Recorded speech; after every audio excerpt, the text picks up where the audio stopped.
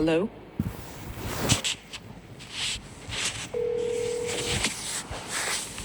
Hello. Hi. How are you? Good. How are you? Good. That's good. How was school today? Pretty good. Well, good. Uncle Gordon's right here. Okay. Hello, Nick. How are you? Good. How are you? Good. I think I'm going to get better even. That's good. So, I hope I can answer the questions you need answered. Hopefully. Could you start by telling your full name and where you were born and just a little bit about, like, your early life, if that's okay? Yeah, that's fine. I was born in Bethany, Oklahoma. Nancy Hospital in Oklahoma City, actually. Mm-hmm. And that was in 1942, December the 8th. And then I went to Putnam City High School, got into the trades, which my particular one that I chose was steam fitter. And I followed my older brother and my dad in that trade. How do you get into, like, steam boiling? Was it just through, like, your brothers and dad, or did you just want to see what it was all about? How I got into steam fitters? Yeah. Because of my dad was in steam fitters and my brother was in the steam fitters. And we were both in the local Union. You may not know. local union. It's sort of like the bar association. You got a union. Mm-hmm. Wrestlers probably don't have that, do they?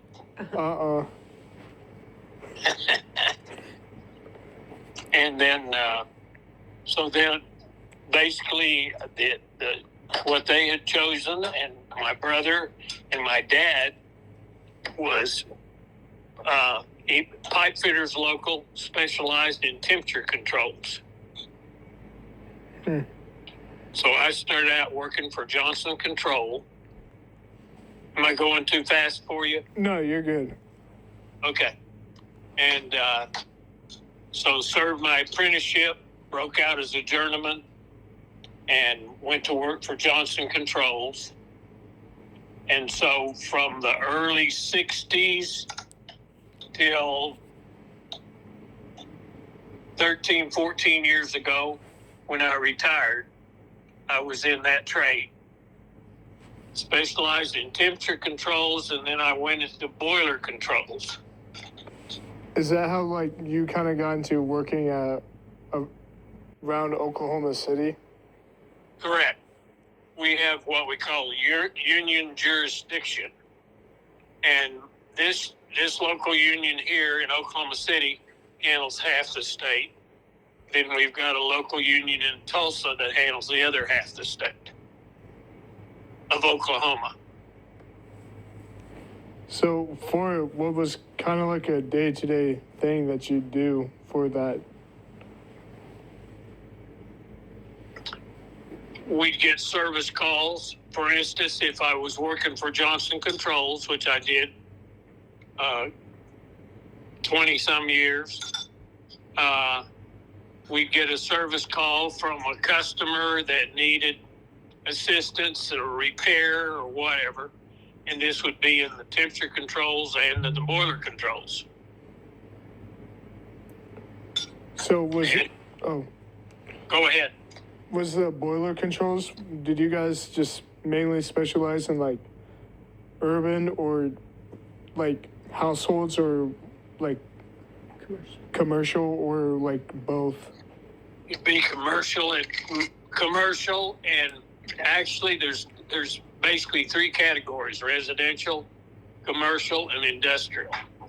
And I was in the middle category. Worked a little bit close to the industrial, but never really got into it. But you never did residential that much. No, we didn't do We did it. commercial and industrial. What do you like enjoy most about it? What did I enjoy most? Yeah. I liked working with my hands, and then I liked dealing with the customers and taking care of them, getting something that wasn't working to working right, and going that route. Yeah. What do you think was like the hardest part of it? The hardest part of my job, Yeah. besides, well, you really have more than one criteria. One is going to be satisfying the customer, which everybody that even your dad and your mom has to satisfy the customer, whatever company they work for. And so you have to satisfy the customer, but the whole deal is you change something. For instance, we worked a lot of hospitals. And so you go in there and you had a thermostat that wasn't controlling the room temperature for the patient. We'd work on that stat and get it to working right. We had service contracts that would allow us to go in once or twice a year and check the stuff and make sure that bring it up to par where it could do what it was supposed to do. And most of this stuff back then was pneumatic. You know what that means? Air operated. Where today it's mostly computer, electronic operated. So like factory kind of like that? Now, like what? Kind of like a factory? Yes, we'd work in some factories, but not very often. More of mine was in hospitals and office buildings. All your office buildings are going to be controlled by some type of temperature control. For instance, Johnson Control, the one that I worked the most for, it was actually a control company that was formed by a person that seen the need for temperature controls back in the 20s and started the company. And that company has grown today to where it owns the York plant down between Moore and Norman. And then I worked for Honeywell some, which you've heard of that. I don't know what stat you have in your house.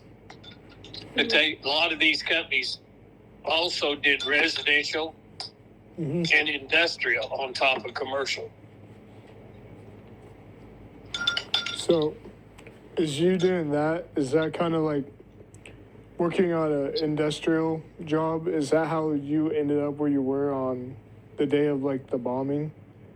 I was actually headed for a job, a boiler that was on top of a building called the Physician Surgeons Building down by, that'd be St. Anthony Hospital, across from St. Anthony Hospital. Where you were born. And so I was headed down there in a 1-ton dually truck, company truck, and I'm going between two high-rise, not real high-rise office buildings down by the Myriad Center. Well, actually, it was down by the Civic Center, which isn't too far from the police station down there. And so I'm going between the buildings, and all of a sudden, the truck starts sort of moving side to side. And I thought, what in the world is going on? Tell him that you were on Northwestern. And so anyway, I'm going, then when I cleared the building and looked over towards the federal building, I seen this hole, and this did not get caught on any cameras. I seen all of this shrapnel of paper off of desks because there were a lot of office desks and offices in that building. I seen all this shrapnel flying up in the air, and I thought, what in the world is going on? So I went into the lobby of the physician surgeon building, and everybody had there's on the main floor was some retail businesses before you went up to the doctor's offices. And everybody's glued to their TV sets. And so I asked them, and they said, oh, the federal building just blew up.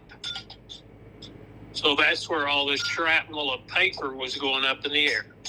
And it was early enough that no photographers were on the job and did not get that picture. I've still got the mental picture of it.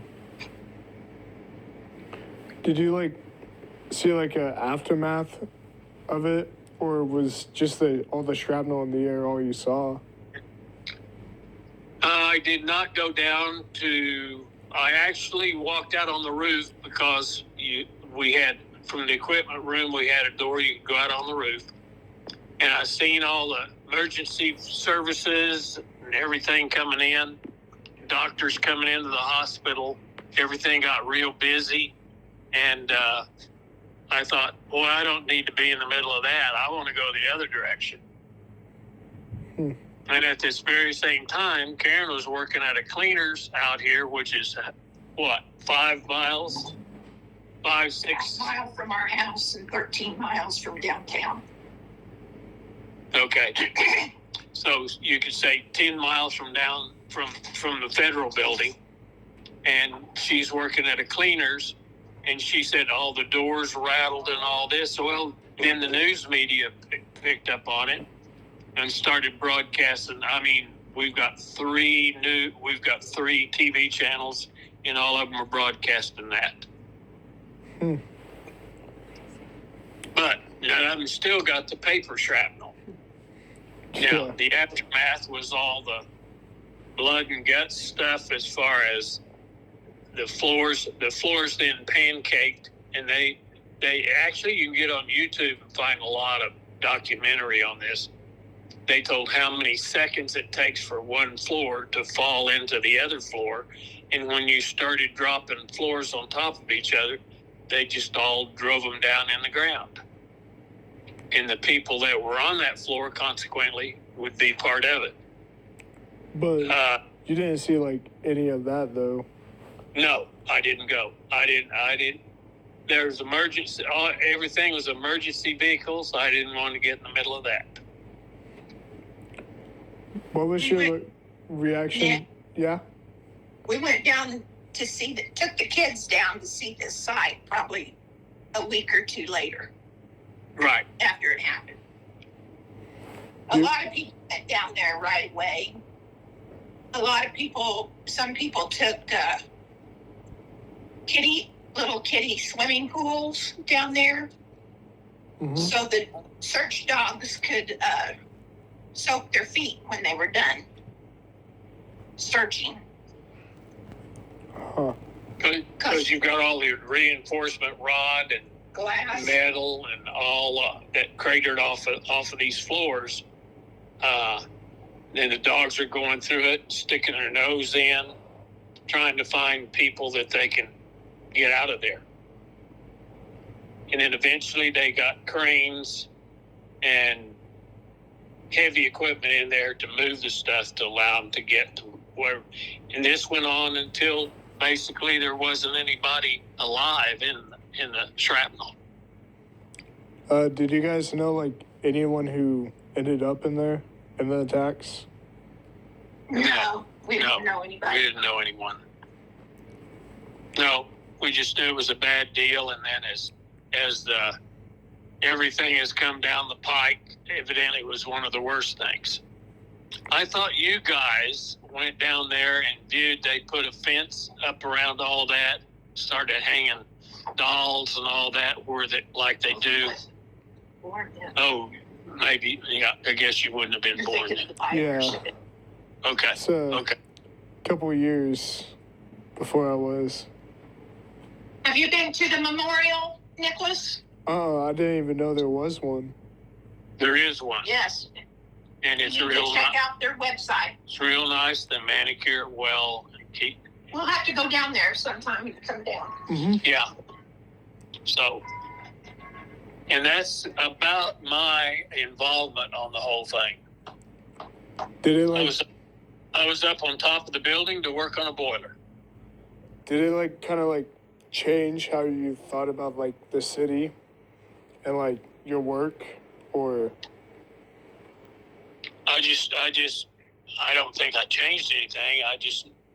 I knew from day one I didn't want to be in any kind of explosion. I didn't want to be in a boiler explosion, let alone anything like that. Yeah. But there's a lot. They got a bunch of chairs down there, a chair for every person they lost in the bombing. Yeah.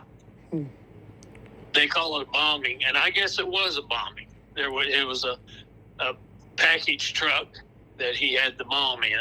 Yeah. Was built out of fertilizer and diesel fuel. You make bombs out of that? Yeah. Oh yeah. Do you know where they bought the fertilizer? Uh-uh. From a co-op that Grandpa used to service and sell stuff to. Grandpa Mitchell, my dad, your great grandpa, in McPherson, Kansas. Damn. And and the where he parked the truck and left there, the front part of that facing the truck, which would have been the highest death rate, was the nursery. So it blew all that up first. Then he got in a Ford car, Mercury car, went down the turnpike, headed towards Kansas, and in, what was the name of the town? Perry, Oklahoma. Before he got to Perry, Highway Patrol noticed, of course, they put out an alert. Well, they didn't put an alert for that. They just put the bombing alert out. He saw a car without a tail light or tag or something like that. Pulled it over, and they put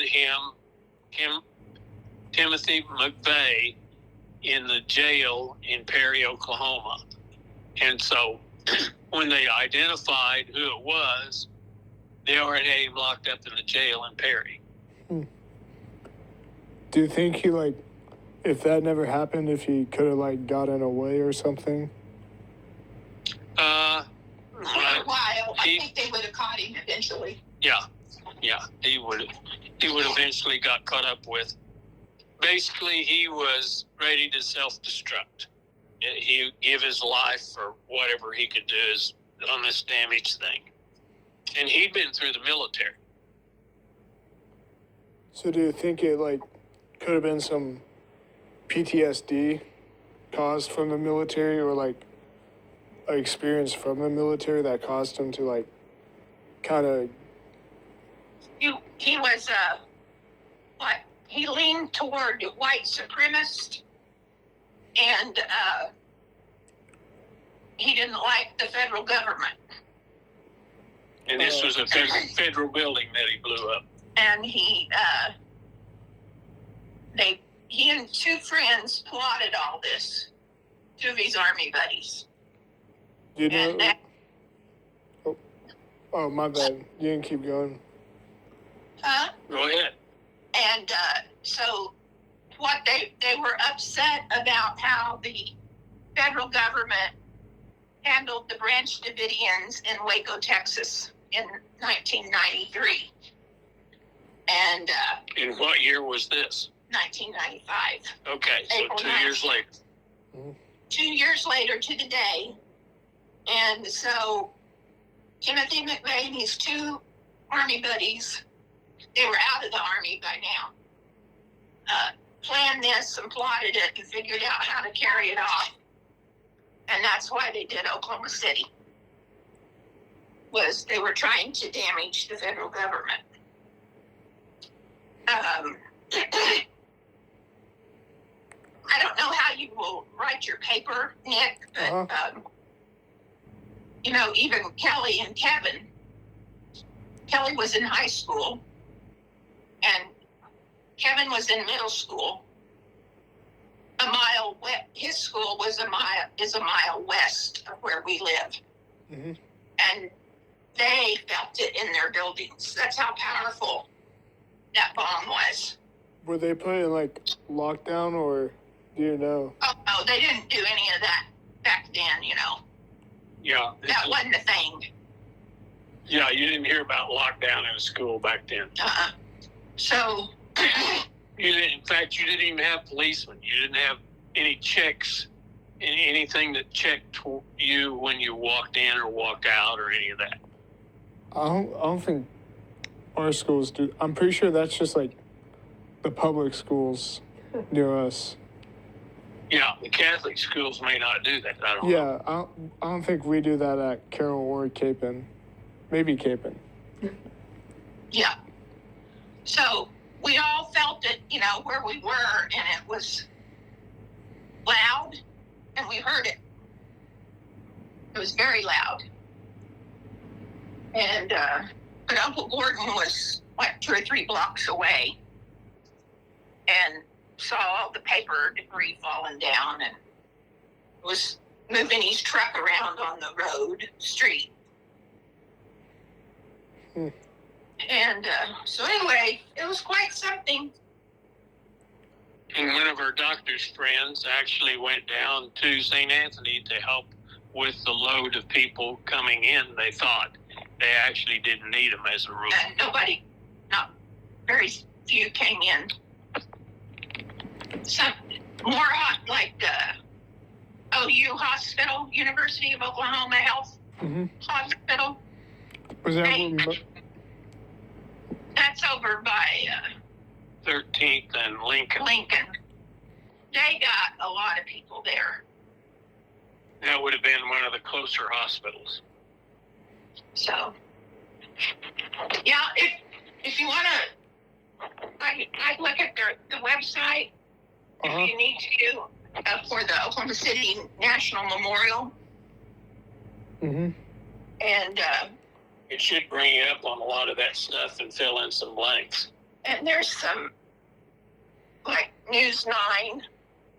You type in News 9 OKC bombing, you'll get some video of that, where they talk about what was that noise.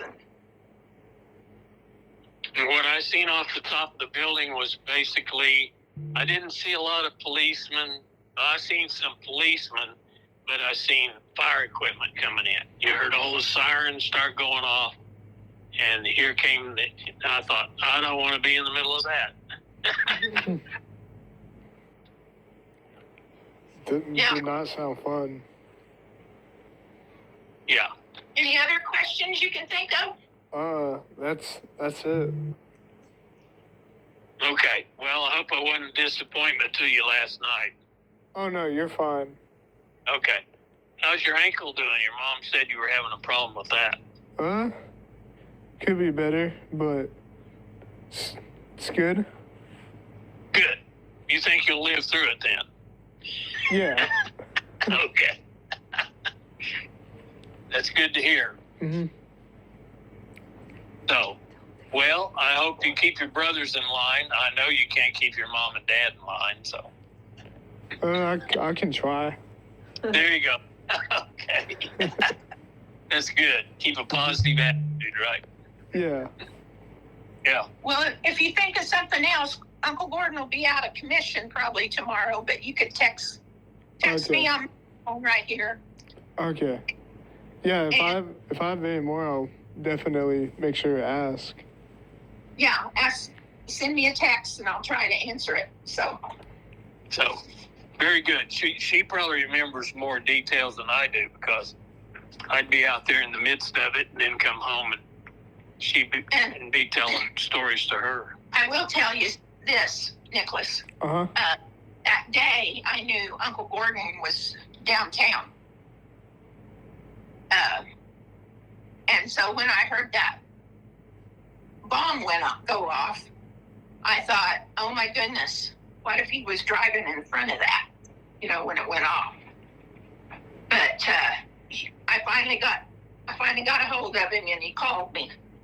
But he said he was on Western, which is a major street downtown, which would have been about 2 to 3 blocks west of the Murrah building, which is the Murrah Federal building. Federal building, yeah. So he was okay, but he was telling me about it, and he was pretty darn close to it, you know?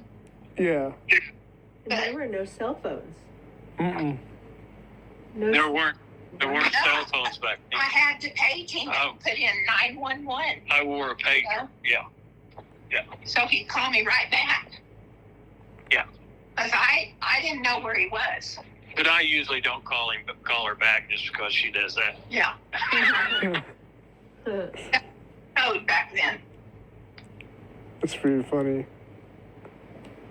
But yeah, it was something else, and you don't have any idea what it grows into as Right. it has.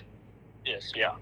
So anyway, And then this is not Uncle Gordon, but niece. So this happened in April. So in September that year, I got called up for jury duty, Mm-hmm. which was what, 3 blocks south of the Murrah building? was I think it federal or state? it was county. County. Okay. And so Uncle Gordon, he drove me down there so I could see where to go. But the buildings were still boarded up from the glass breaking. So even blocks away from the building, windows were blown out, and it took them months to get them fixed.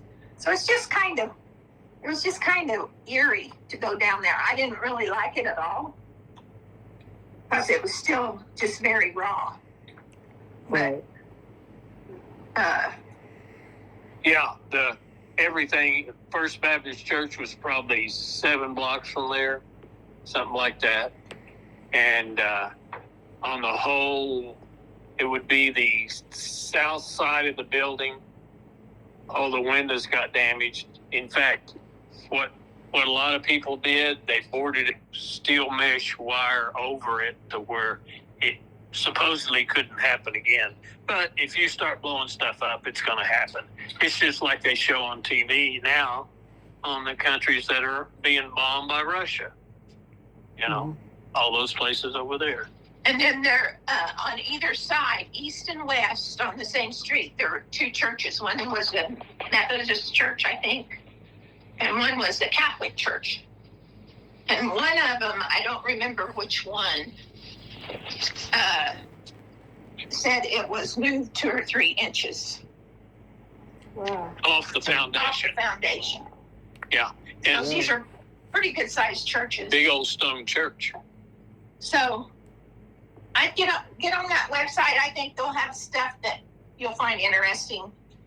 If you need a little bit more meat to our interview. Right.